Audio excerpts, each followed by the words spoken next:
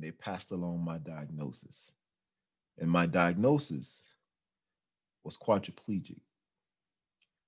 I was completely paralyzed, and I had no movement or sensation in any of my extremities.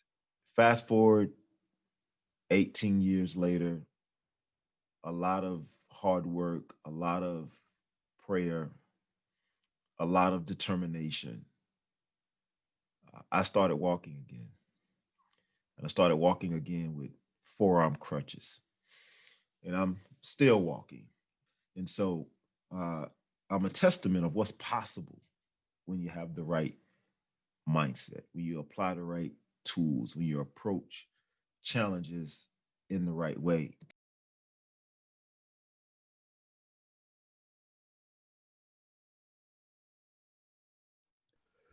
Well, Rodney, we'll get started and hopefully more are able to jump in here in the next few minutes. But, you and I talked, I don't know, 2 or 3 months ago, Mm-hmm. and I've been excited about spending time with you ever since. Uh, Rodney has a couple of books that I've read. This one, Oh, Get wow. Up, which is, I guess, the original Yes. about the story, and then Essential Assertions, which really builds on that theme, I think, of what motivated you, and really awesome way you've taken your story and turned it into a positive message. But why don't you take a few minutes, just tell everybody a little bit about your story and the journey that you've been on, and then maybe turn it into the work that you're doing now and Mm-hmm. some of the positive experiences you've seen in the lives of folks you've worked with as they've tapped into your energy and your story. So what I've done is I put together a little small presentation for you guys. So I'm just gonna share my screen and walk you through that. Randy, first of all, just thank you for inviting me to present here with you and your audience today. I want to talk about managing your mindset during mega change, and it really just builds off the story that I'm going to share with you. Builds off my books that I've written, and it provides a fundamental way of looking at dealing and managing, dealing with and managing challenges. And so before I dive into that, just a little bit about me. My name is Rodney. I'm a keynote speaker, resilience trainer, and a game changer expert. As Randy stated, I've written several books. My original book was the Get Up, became a international bestseller back in 2014. I've written a couple of more books since then. Currently writing my fourth book right now.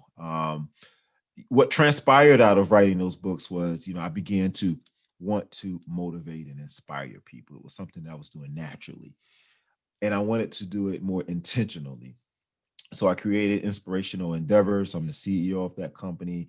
I've also created the Game Changer Mentality brand, which we're going to talk about here shortly, and the podcast. If you haven't checked out the Game Changer Mentality podcast, I recommend you check that out. Have awesome guests on the show talking about how to overcome obstacles and challenges and what their mindset is, what mental techniques and tools that they use in order to overcome. Um, Today we're going to talk about some fundamental techniques, as I mentioned earlier, about managing, uncertain times, sort of like what we're dealing with right now. How to be more resilient, how to overcome, times of uncertainty or major challenge, and how to make it easy. It seems hard. Sometimes it seems insurmountable, but I have a couple of fundamental things we can do to lessen the pain, lessen the difficulty in overcoming challenges, and we're going to talk about that today. So how did I get here? Well, back when I was 15 years old, I was a star football player, playing for Lumberton Senior High School down in Lumberton, North Carolina. And during my very first game of my sophomore season, we were kicking the ball off to start the third quarter. I was running down the field. I seen the kick returner catch the ball, started running back into my directions, and then boom, I hit this guy. And he went down and I went down, but I couldn't get back up. And I tried and tried to get back up, and it was like my brain knew what it felt like to get back up. So in my mind, I was getting up, but my body wasn't moving. It was sort of freaking me out.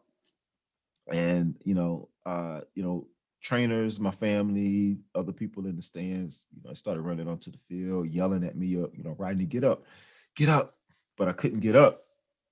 So they rushed me to the hospital. They started, running all kinds of tests, cutting my gear off my body.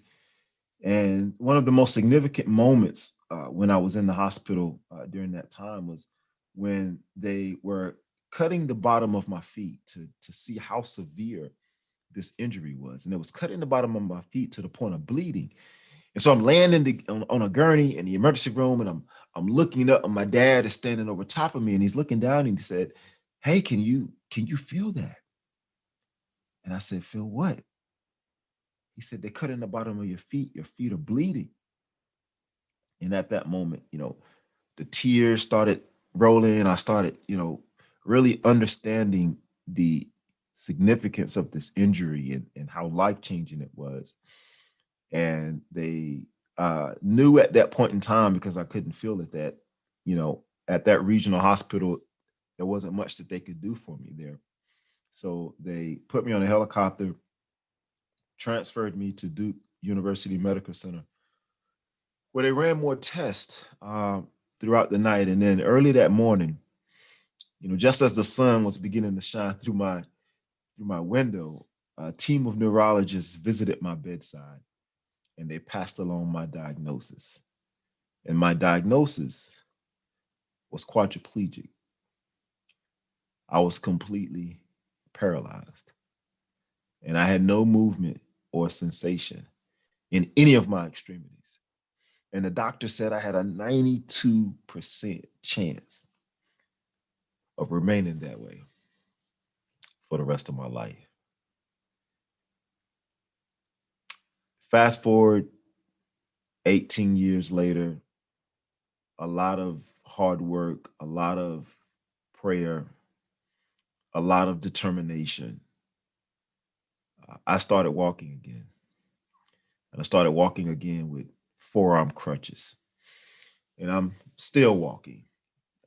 That was about 12, 13 years ago when I started walking. And I'm still up walking now. And so I'm a testament of what's possible when you have the right mindset, when you apply the right tools, when you approach challenges in the right way. And today, what I want to share with you is a couple of fundamental things. I mean, there's so much that I can share. There's so much that I have to offer in terms of, you know, overcoming challenges, dealing with uncertainty, dealing with insurmountable obstacles. But I just want to really just give some fundamental practices for today, some bite-sized uh, elements that we can use on a day-to-day basis to overcome mega change. So if you can imagine, 15 years old, I weighed about 160 pounds. I ran a 4.5 40. I played both sides of the field. I was a very active guy at 15 years old. And then all of a sudden, one hit, boom, and everything changed. But when I look back over my life, there's five things that really helped me. There's five fundamental things that really helped me throughout my journey. And I want to share those things with you today. And the first thing I really want to talk about is practicing mindfulness. And what I mean by that is being aware of what we are thinking about what we're going through or what we are experiencing. There was a period of time when I was laying on the bed in the hospital and at home, unable to move, that I was thinking that my life was over. I was thinking that this was too hard. I was thinking that there's nothing that the doctors can do for me. I was thinking that, hey, I'm going to be a vegetable for the rest of my life. I was thinking that there's nothing that could be done to change this. I was thinking that no matter how hard I work, I was thinking that somebody else needed to do something. I was thinking that, I was over. It was over. My career was over. My impact, my contribution to life was over. And I wasn't truly aware of all this negative stuff that I was thinking and how it had such a profound impact on my present moment and my future. And sometimes because what we're going through is so big and so distracting, it takes over our mindset, it takes over our thought patterns. But I want to challenge you to take a moment to practice mindfulness. And that means become more aware of that negativity that we may be thinking about what's going on. Because our brain is set up to protect us. And a lot of times when things happen, you know, we go into that fight or flight mode. We automatically think of protection. We automatically thinking, hey, react instead of respond. Automatically thinking this is going to harm me in some way. This is bad. This is negative. This is, going to take me off the course that I really want to take, because that's exactly what I thought. And the reason why I'm bringing this up, because today I can tell you that my accident was one of the greatest things that had happened to me. But I did not think that at first. It was the absolute opposite. And it wasn't until I began to see that this was not only a setback, but a set up for something greater in my life. That's when things begin to change. But if I had never seen that, if I have never became mindful of the opportunity, I wouldn't have the opportunity to overcome. And so sometimes we have to challenge the beliefs that we have about a certain thing that's happening in our lives, because that belief could be leading us in the wrong way. It could be destructive instead of constructive. And so mindfulness, practicing mindfulness, taking the time to pause and to stop and to really think about and assess what we're thinking about, what it is that we're going through, can help you really see what the opportunities are in whatever it is that we're going through. And that's where meditation, spirituality, relaxing, prayer. And I know some of you may be thinking, hey, I do those things, but I'm talking about really practicing, really putting these things in play in a way where it's something that you do continuously every single day, and challenging those thoughts that may pop up about what it is that you're dealing with. And that leads me to my next element that I want to talk about, which is remaining true to your core values. And so, what I mean by this, one of the things that I was really adamant about as a young man was being independent, taking care of my own, making my own money, being successful one day, making my parents proud. And when I was faced with this accident, all of that was challenged. I mean, it was challenged to the 100th degree. But as a result of remaining true to who I am and what I wanted out of life, who I was going to be in the situation that I was in, it gave me a level of grit and a determination to push forward regardless of what I was going through. Because see, sometimes when things happen out here, we begin to live in a way that it's sort of like what's happening out here is dictating what's going on in here. It's dictating how we behave. It's dictating how we think. It's dictating our next move. It's dictating how we react. We're not reacting based on our core values, those things that mean the most to us. The distraction is causing us to behave in a certain way. Uh, make it I like to explain it sort of like if you were playing sports and the defense does something in sports that causes you to respond in a certain way. When that happens, you are playing to the defense. You're not playing to yourself, to your own true identity. The defense is controlling the game. They're controlling how you behave. They're controlling how you respond because of what they are doing. In life, it's the same way. When challenges come up, we can't allow the challenge to dictate how we respond. We have to remain true to who we are. And a lot of that, involves taking responsibility, owning whatever it is, not blaming, politics, the president, governments, friends, family, whatever it is.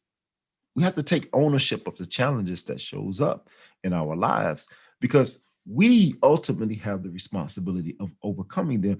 And there's a privilege to that. There's a privilege and a responsibility to overcome it. And I'm going to get into that a little bit, a little bit more, a little bit later. This all requires patience.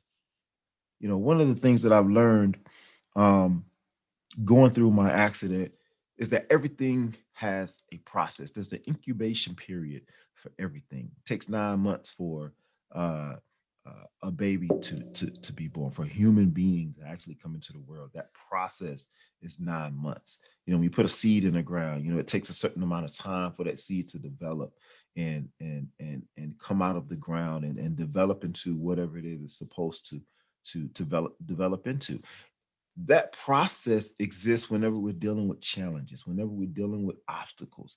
A lot of times we want the obstacle to go away immediately, like immediately remove this pain. Let me take this pill. Where is the procedure that's going to cause this to go away, like right now? And I want to, I want to just, uh, offer to you that there's something to gain through going through the process of overcoming a challenge.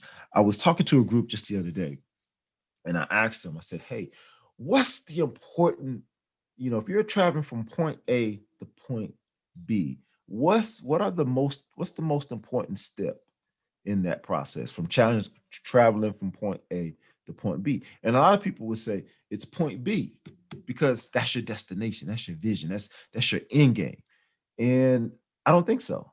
I think the most important elements is everything in between, because that's where the growth and development happens. That's where you learn. That's where there's failure and then there's learning. That's where there's development. That's where you gain the knowledge and the understanding of how to overcome. But if you just want to get to point B, right, and you're not focused on what happens in between point A to point B, that's like saying, hey, I don't want to go through that incubation period. And most people don't. But that's where the value of challenge is. That's where the value of overcoming is. It's not in the end game. That's just the result of what you were doing in order to overcome. But the true value is in that process. And in that process, we have to be patient enough to allow whatever it is that we need to gain, whatever it is that we need to learn, whatever it is that we need to develop, right? Because we don't want the challenge to change. We want to change, because as we change, we can get stronger and overcome the challenge. The challenge is just the challenge. It is what it is. But the beauty of it is being able to be in one state and then grow into another state that allows you to overcome whatever it is that you're facing. And that's the beauty of going through a challenge in the first place. And that requires a lot of patience. Uh, the next thing is remaining agile and flexible. Now, this one was very difficult for me because, you know, you develop this idea that, hey, this is my way of overcoming. If we do it this way, I'll get there. And this is the way I have to go. This is the way I have to do it. But there's so many multiple ways of getting into an end state that we have to remain flexible enough to allow innovation and change to take place. Sometimes we can become so rigid that we don't allow the the things or the opportunities or the ways of seeing things or the ways of doing things to come to us. We sort of block those things because we're not agile and flexible enough to look at things a certain way. And when I mean agile and flexible, I'm not just talking about, physically, I'm saying mentally agile. Being able to open up your aperture, look at things from different perspectives and truly see, different avenues and different paths of getting to an end goal. And the more you're in that process, the more there is the opportunity for you to get to a certain space. I really like to go back to the Wright brothers when they were attempting to get planes to fly. And I remember one particular article that I read where they had this, craft that flew for like 8 seconds, just 8 seconds. That was it. And they caught a lot, they caught a lot of flack because, hey, people, in the media were saying, hey, that's a failure because it only flew for 8 seconds. But in their mind, hey, that is a major success because it flew for 8 seconds. What if we can get to 10? What would we need to do to get to 10 or 11 seconds? What do we need to do to get to 15? But if you're so rigid that, hey, we can't stay up for 8 seconds, so we might as well, quit. We might as well stop. That's very rigid thinking. And so if we can open up our mindset to innovation, to what's possible, I love to call it, what's possible? What's possible for you in the situation that you're in the change that you're in the level of uncertainty that you are in? What is particularly possible? For me, lying on that bed, I began to realize that, hey, if I overcome, not just walk again, but if I can come out of my situation, with a good attitude, if I can come out of something that was so traumatizing, you know, and reach, some level of a success, even if it's, hey, I can move my arms and I can push a wheelchair now. And being able to push my wheelchair could lead me to maybe getting a job or maybe, holding a baby, maybe being able to put on my shirt, maybe just dress myself, something like what would that do? What's the possibility in that? And what could that possibility lead to? And by doing so, it began to create opportunity for me. And so the next thing, live authentically. And what I mean by that, a lot of times, uh, this one is really, really, really hits home for me because, a lot of times when we're going through challenges, uh, we'll get to a point where we'll say, hey, this is just the way I am, especially as it comes to, implementing some of the changes or the elements that I've just described. We'll say, oh, I can't do that, or I can't go through this, or I can't keep going, or, I quit because that's just not me. That's just the way I am. And I want to challenge you uh, to being real with yourself, not being your real self. A lot of people think that's what, authenticity means. It means being your real self. But I want to stretch that definition and challenge you to be real with yourself. And what I mean by that is when you're real with yourself, you're looking at your strengths and your weaknesses. You're looking at your shortcomings as well as the things that you're doing really well, and you're challenging those shortcomings.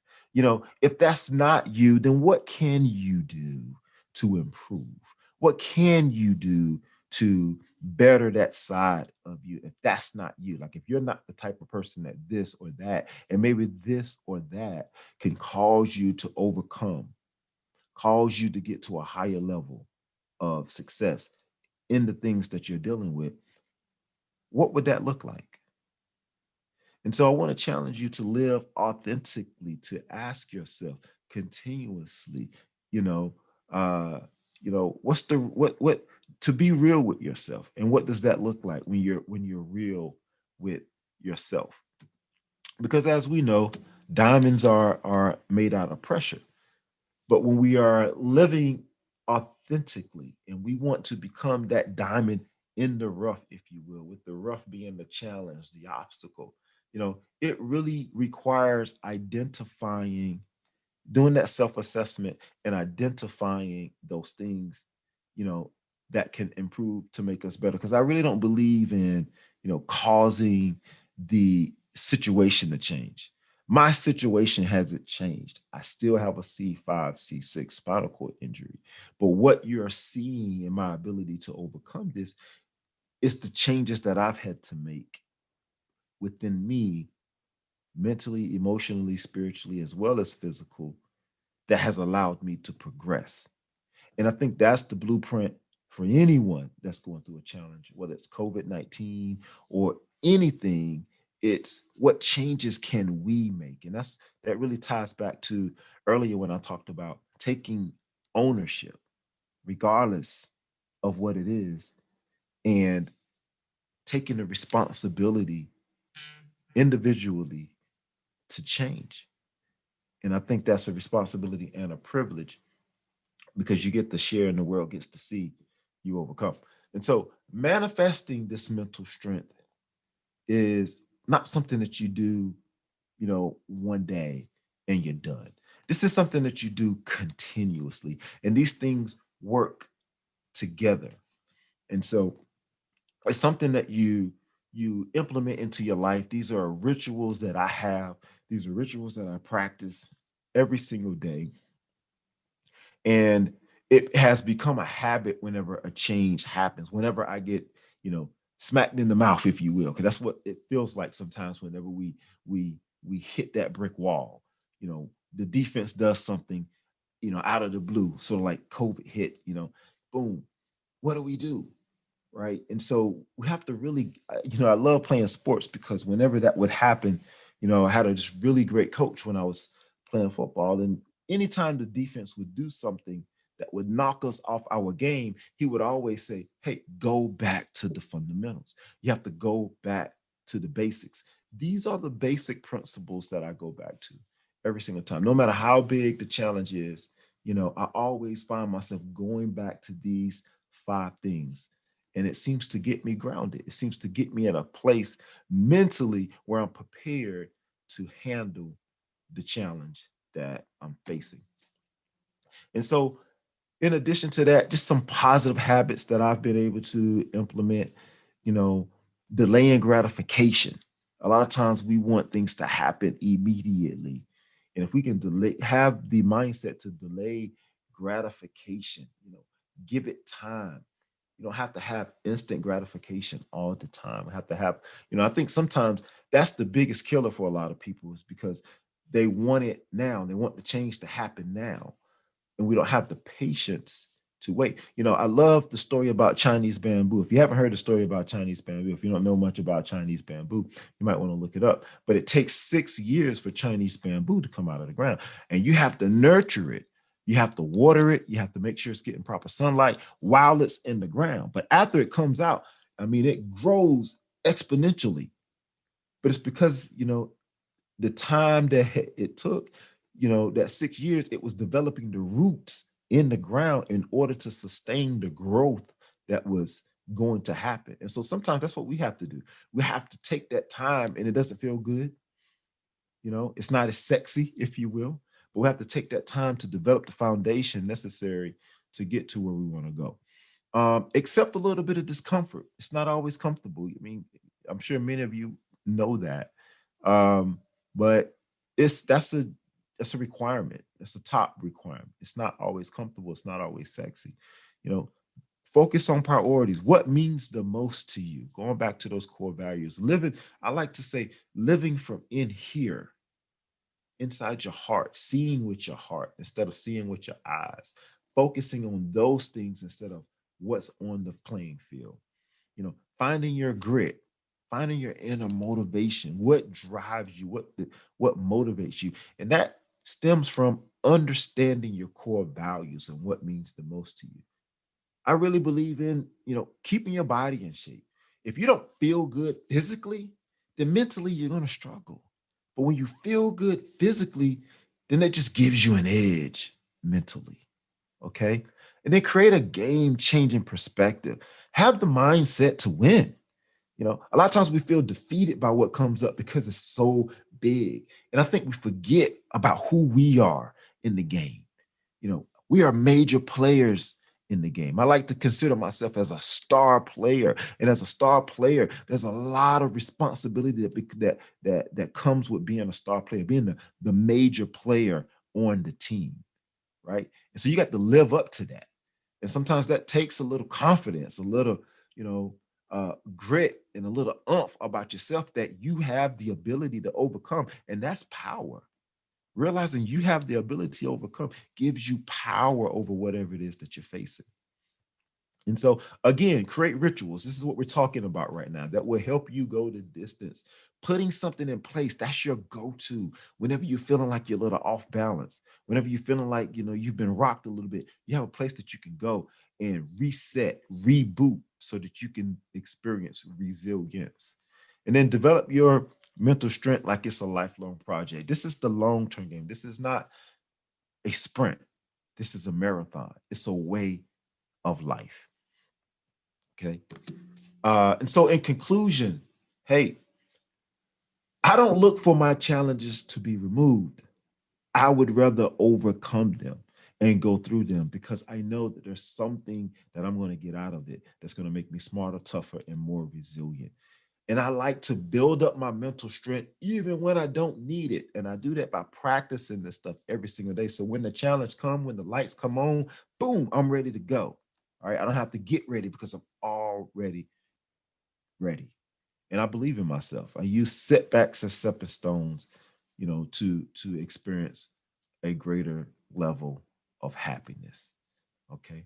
And so uh again, if you're looking to be more resilient and you want to, have a conversation with me, you can go to this link below, sign up. I'll be willing to talk to any of you free of charge. I just want to throw that out there as a way that I may serve you guys. So I'm going to stop my share, and Randy, I can take any questions or. Uh, Wow, that's an awesome story, Rodney. I love the way that's even better hearing you in person than reading the book. It's live now. That was great. Now, if you guys got questions, type them in the chat. First thing I wanted to ask was one of the themes in both books really was around purpose. And so often people tie purpose into what they do and not who they are. And I wish Mike Kinney had been on here. He works with a lot of veterans and first responders that are suffering PTS. And when I've heard them talk, invariably the story is always when I came out of the Army, I lost my sense of purpose, or when I got medically discharged, I lost my sense of purpose, or when I got hurt and couldn't be a firefighter anymore, I lost my sense of purpose. And you kind of had to redefine purpose. It wasn't going to be what you did anymore. It was going to be who you were. How do you coach people on that ability to pivot and become who you were meant to be, not what you were meant to be? It's such a great question because part of what I teach is how to develop an identity that's going to help you win, and your purpose is so attached to your identity. And what I found in my accident was a new identity. My first identity, before I got hurt, was the football player, the star football player, the NFL star, and everything that comes with that. After my injury, it took a little while, but I found the identity of motivating and inspiring people. And that became my purpose. I had a belief, and I still have, that what happened to me wasn't only for me. If you read my book, there's a chapter in my book that's called Don't Do It For You, Do It For Those That Need to See You Do It. And that's what I mean by that. My gift in my accident was the ability to overcome, because in the ability to overcome, I was able to tell people who would probably never experience what I've experienced, but they need the same tools in order to overcome. And so that became that it caused my accident. It became more purposeful for me to overcome so that I could get those tools, so I could develop those tools and now share those tools with people and be that beacon of light, be that example. That's really what it comes down to. That example that, hey, no matter how bad it is, how tough it looks, whatever, you can overcome. Here's some fundamental things that you can do to overcome. Let's go to Cameron. Cameron, you want to unmute? Hey, good morning. Enjoyed Good the morning. talk. Good Yeah, morning. I'm a huge fan of the concept of resilience in general, both in personal life. I think it's heavily underrated, and even probably even more so in the corporate world. So I'd be interested in hearing a little bit about how you teach resilience as a resilience coach. And also, as I noted by chat line there, I am a huge fan of the concept of resilience in general, and in particular, the Japanese proverb on resilience that goes like this: fall down 7, get up 8. Okay, well, my philosophy around resilience, it's all about bouncing back. And so how do we bounce back? Well, your mindset about the challenge in the beginning has a lot to do with whether or not you're going to get up in the first place. Okay. I believe that the challenges and obstacles that show up in life, they're just as necessary as the oxygen that we breathe. Because if you don't have the challenge, then you don't have the opportunity to grow. Okay. And so whenever you're facing a challenge, I really believe that it's all about looking at it as the opportunity, because the opportunity for me in the traumatic state that I was in that allowed me to get back up, that gave me the grit, it gave me the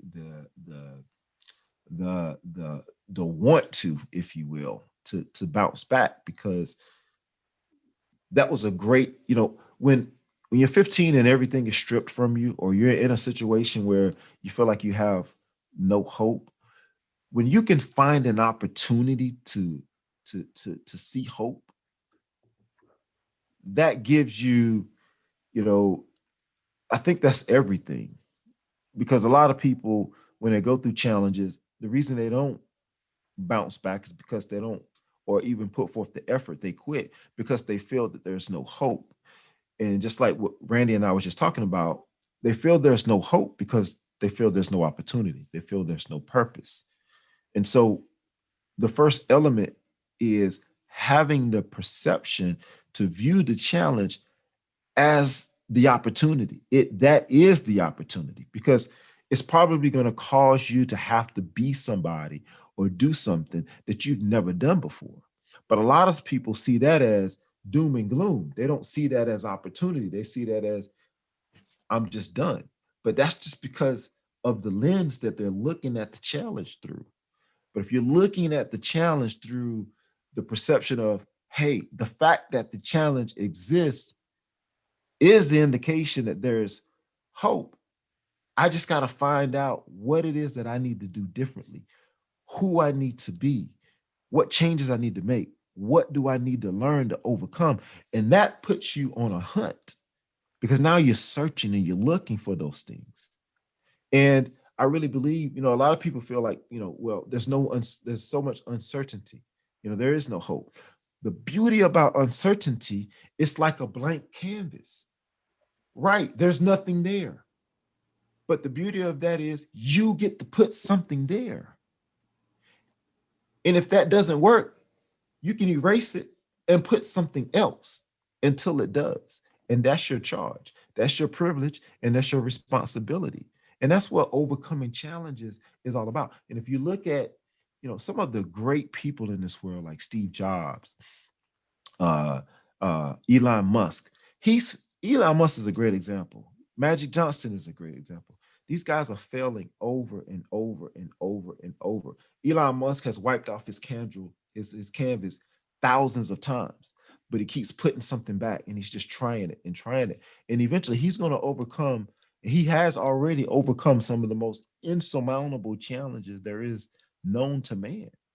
We can do the same thing on a smaller scale, however, right? Because we're not Elon Musk, but in our day-to-day lives, we can put things up on our canvas, erase it, and put something else if it's not working. And to me, you know, I believe in individual leadership. I think, we have leaders in this world, but we're all leaders in our own right.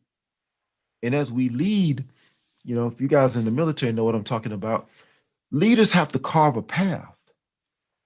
You don't follow a path, you carve a path. And a lot of times when you're facing challenges, sort of like COVID-19, we're having to carve a path. There's no path there.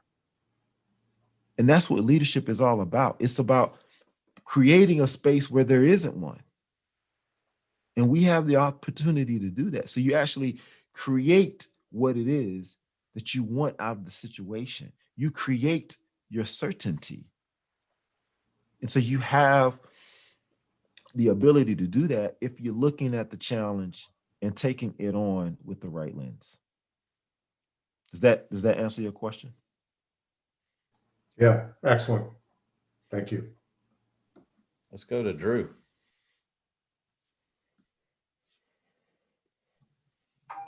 Rodney, thank you so much for sharing. One of the things that I continue to talk about that we sometimes miss, and I'm dying to hear a couple of your examples, is through all the adversity, there's always someone or several people that seem to be able to drive you in the direction that you didn't necessarily understand until you got there. And in hindsight, you look back at some incredible mentorship that you received that you didn't quite understand while it was going on. And so I would love to hear your take on the mentorship that you received during all of these trials that you were going through that meant the most to you in the process.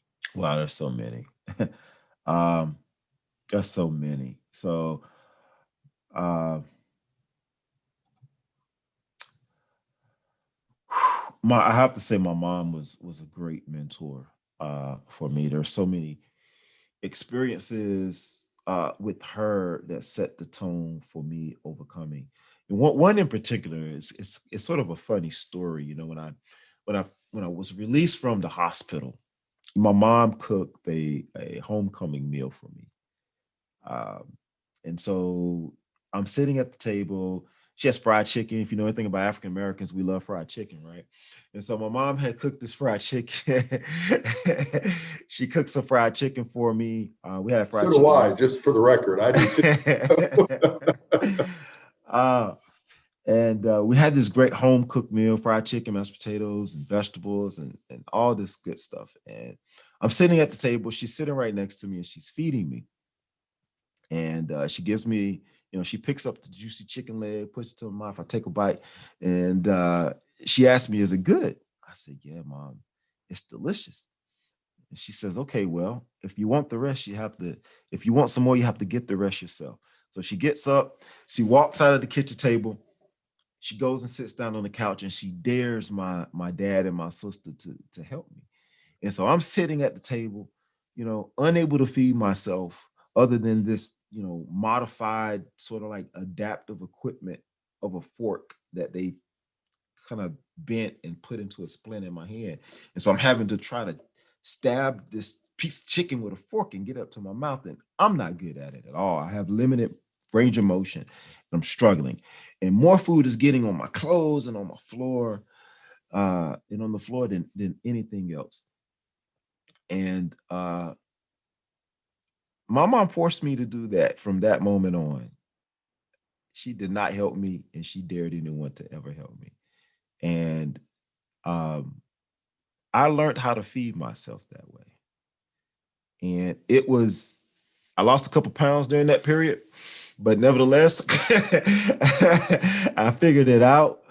And to me, that was great mentorship because, it really showed me that, hey, if you want to overcome this, there's going to be a lot that you're going to have to go through. It's going to require a lot of patience. You're going to have some stick to itiveness, some doggone itness in order to reach your independence. And she did it with dressing myself. She did it with, I have several other stories where she just was, she was the type of person that would just force me to figure it out, if you will. That's the best way that I could say it. She would force me to figure it out, and I had a pastor who mentored me at the time, and she would tell me that, hey, you're building a bridge. You're all about building bridges, and that stuck with me because I wanted to make sure I finished building my bridge. And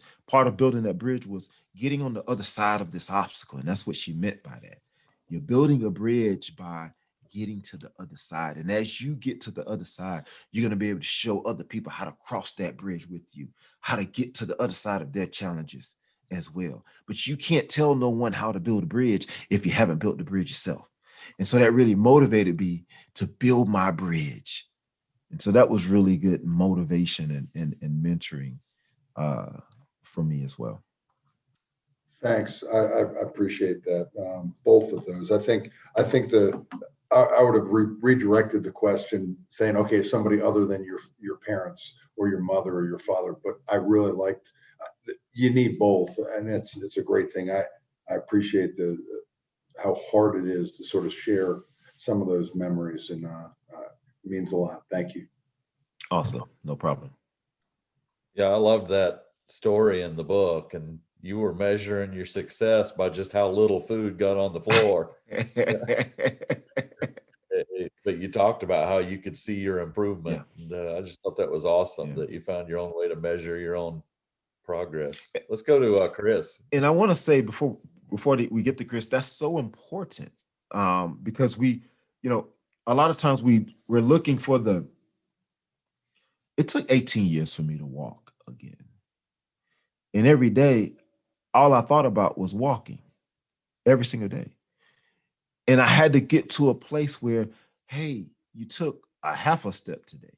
You were able to raise your knee today. You were able to wiggle your toe a little bit more today. You were able to rotate your ankle today. And it wasn't until I started celebrating those small wins. Like I said, it's the steps between A and B. Those are the most critical. But because we're so focused on the end game, we're focused on walking again. That's what I want. I want to overcome. I want to get on the other side. I want this to go away. We don't even recognize the little bitty pieces of improvement that we're making every single day. And the reason why that's critical is because if you're not recognizing those small wins, you can't build on them.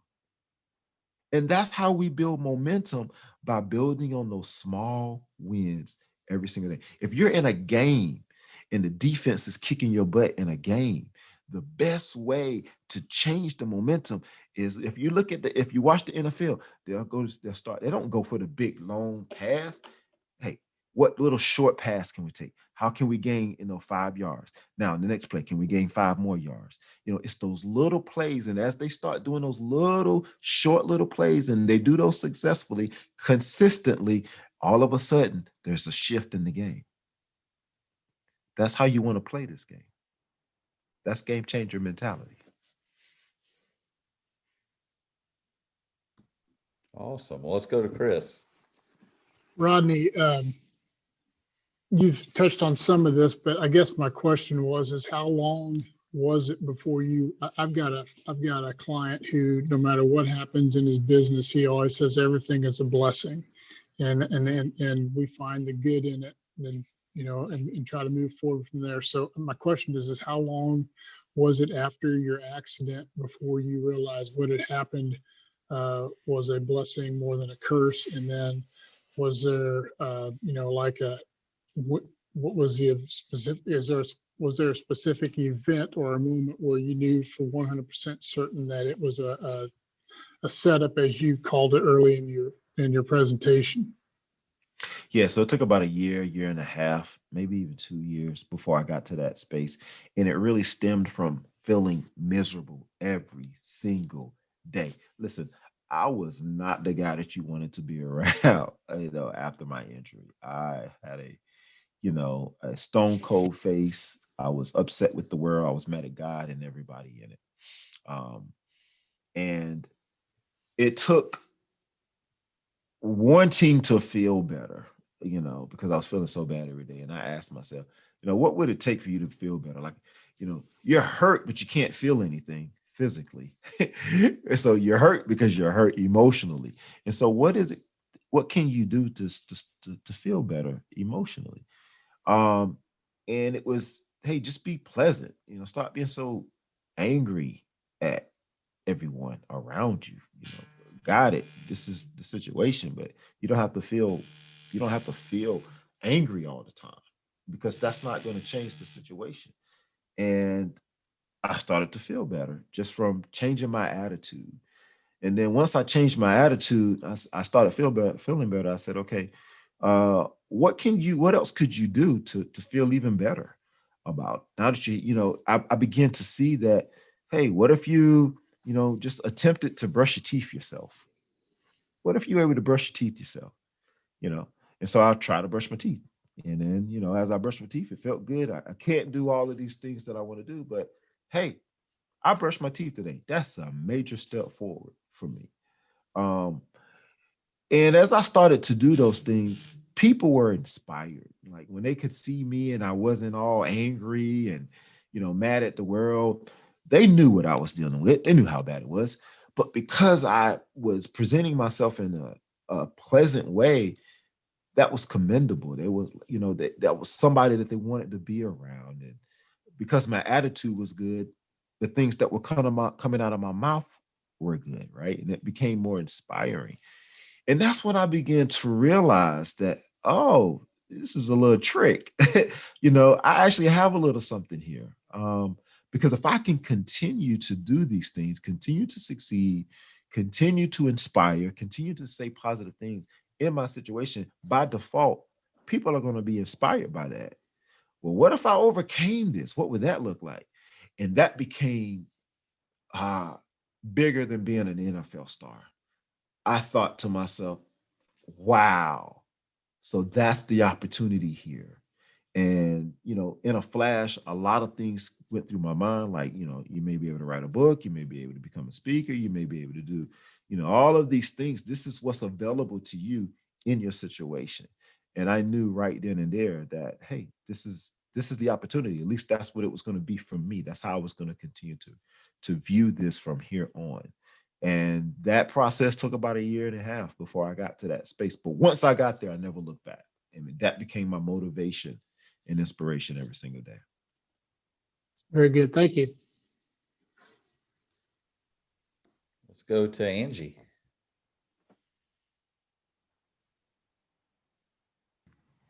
Hey, Rodney, how are you? Hey, how are you?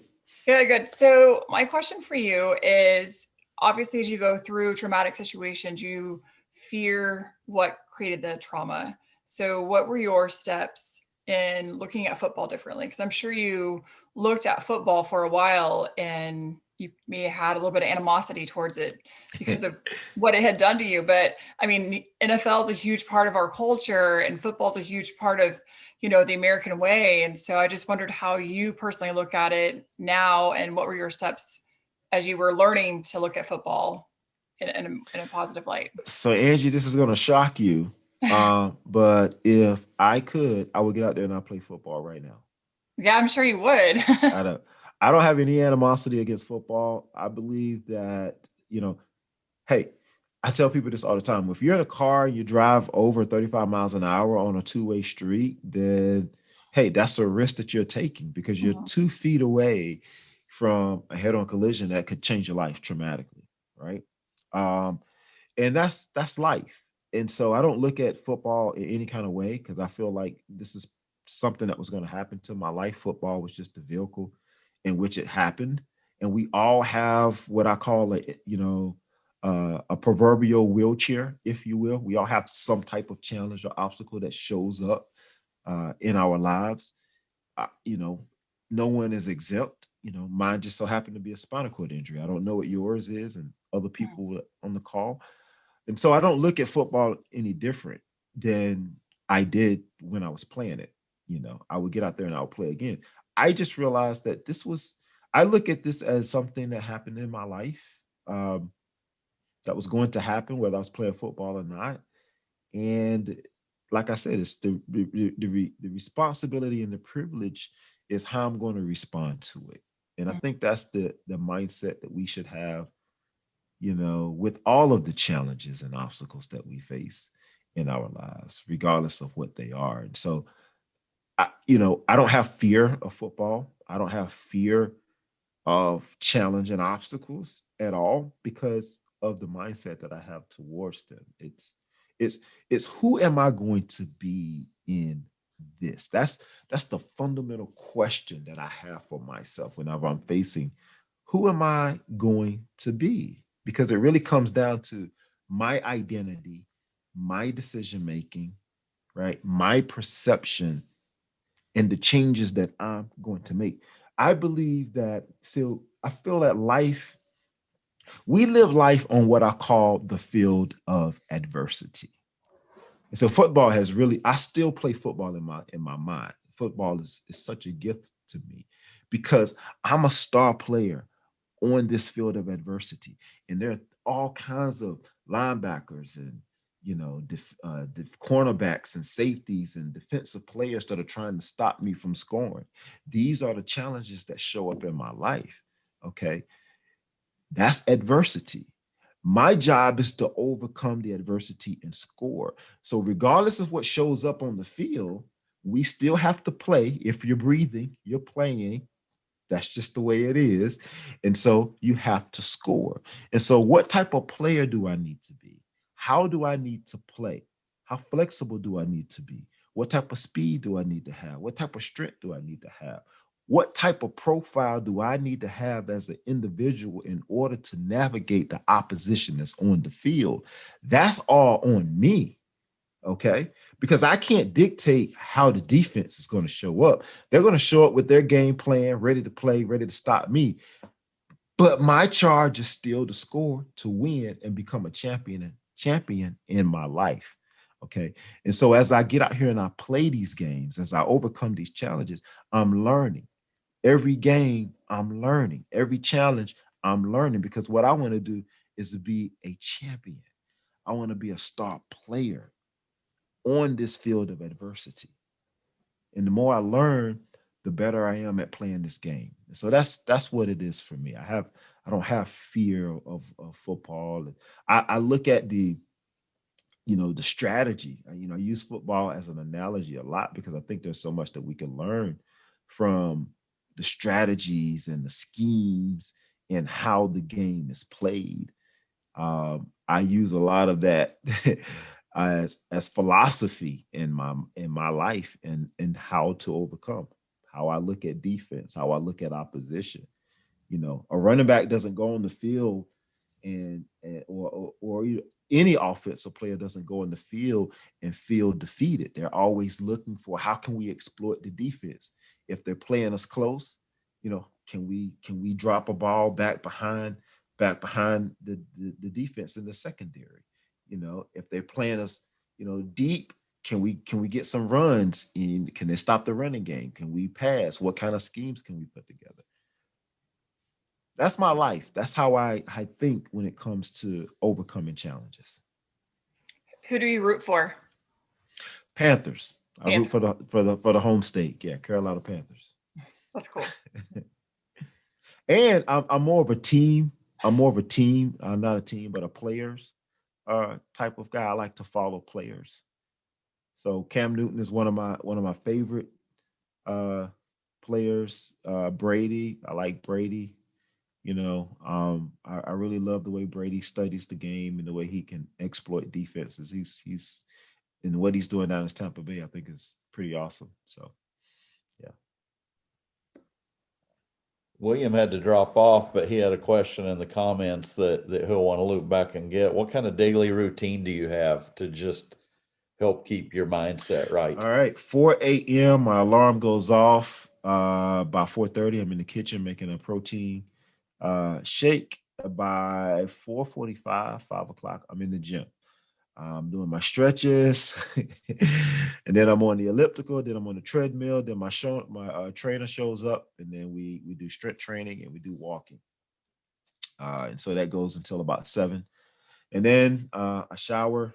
And by 8 o'clock, I'm in front of my computer. I'm working, and I'll work until about, I don't know, 4 or 5 o'clock. And then, I have a masseuse come over.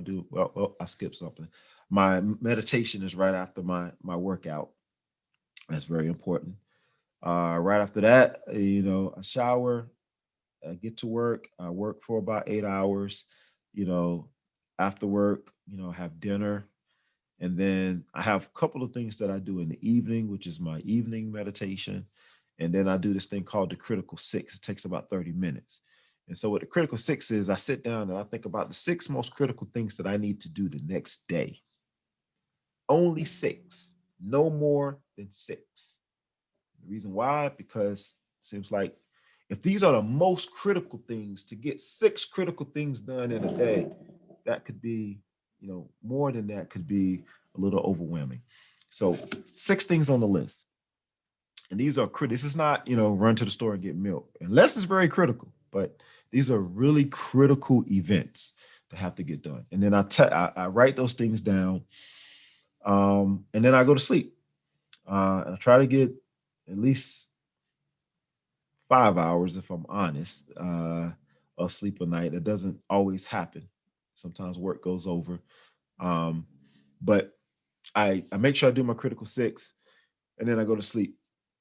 And that critical 6 and those 2 meditations are, I think, the most important parts of the day. And the reason why the critical 6 is so important is because I think it sets the tone for you the next day. A lot of people wake up and they're like, okay, what am I going to do today? What do I need to do today? And they may spend time planning out their day. And I think that's just wasted time, in my opinion. I feel that if you want to plan your day, you want to plan your day ahead. You want to plan your day the night before. Understand what it is that you need to do, and you go to sleep. And the reason why that's so important, if you ask your mind a question, or your brain a question, or you show your brain what it is it needs to do, that night, your brain, your subconscious mind is already thinking about what it is that you've asked it, or what the task is. And so I'm giving myself an edge by understanding what it is critically that I need to do the next day. My brain is already working on it. And so it's not unlikely that when I wake up the next day, I already got in my mind a strategy on how I'm going to get that done. Right. So when you start writing things down about what you intend to do, especially the next day, you've already started the process of working that out. But if you wait until that day, now you're behind. So now I got 12 hours ahead of you if I do it the night before, of trying to figure out how I'm going to get that done. So now I'm more likely to get these things done the next day just because of when I started.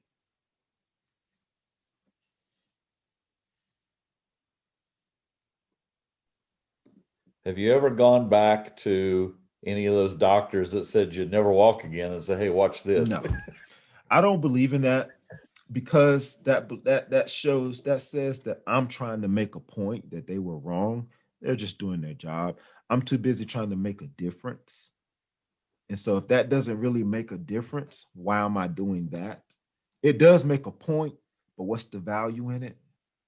I would rather spend my time doing something that's going to make a difference for somebody. That's awesome. Have you seen, I mean, you're like living the example, which is interesting, because I think there was a place in your book that said your purpose is to be the example. And so Yes. You're being an example. Have you seen success stories of other folks you've worked with that have completely changed their mindset and Absolutely. changed their life? It happens all the time. There's tons of, I'm revamping my website right now. I haven't actually launched it yet. We're going to be launching it here in the next couple of weeks, but there's tons of testimonials that I'm putting on my website of people they're stating that very thing. Yeah. Well, that's Yeah. awesome. Yeah. Well, thanks for joining us, Rodney. This is a great way to close out the year. And Thank you for having me. 2021.